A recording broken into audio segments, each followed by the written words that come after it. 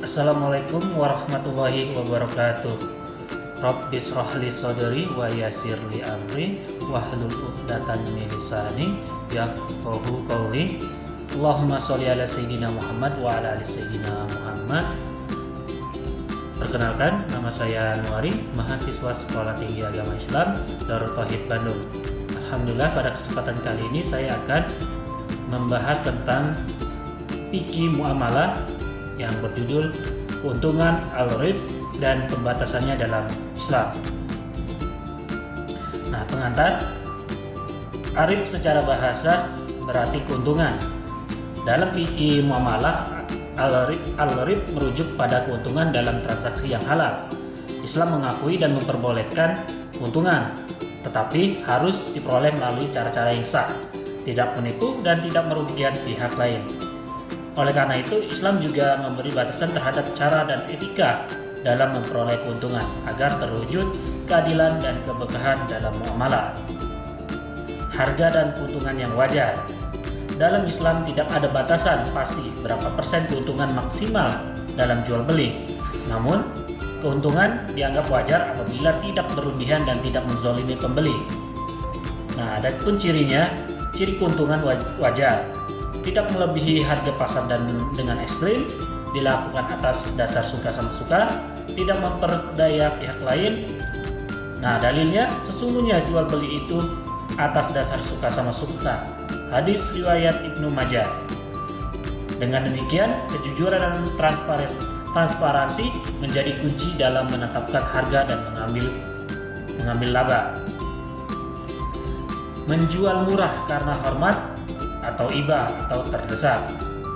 Dalam beberapa kondisi, Islam memperbolehkan seseorang menjual dengan harga lebih murah, misalnya karena yang pertama, menghormati orang tua, guru atau ulama. Yang kedua, iba terhadap fakir miskin atau anak yatim. Dan yang ketiga, dalam keadaan terdesak dan butuh uang cepat. Nah, namun demikian, penjual tetap tidak boleh merusak harga pasar atau menipu dalam transaksi. Niat baik dalam memberi keringanan harga harus tetap berada dalam koridor kejujuran dan tidak menimbulkan ketidakadilan kepada pedagang lain. Poin berikutnya, gol, penipuan harga dan harga pasar. Gol adalah tindakan menjual barang jauh di atas harga normal kepada orang yang tidak tahu atau lemah dalam tawar-menawar. Jika penipuan harga ini sangat mencolok atau disebut gab fahishi, maka jual belinya dapat dibatalkan atau kompensasi. Nah, contohnya menjual barang seharga 100.000 menjadi 500.000 kepada orang awam yang tidak tahu menahu barang tersebut. Nabi SAW bersabda, tidak halal menjual sesuatu yang cacat tanpa menjelaskan cacat tersebut. Hadis riwayat Muslim.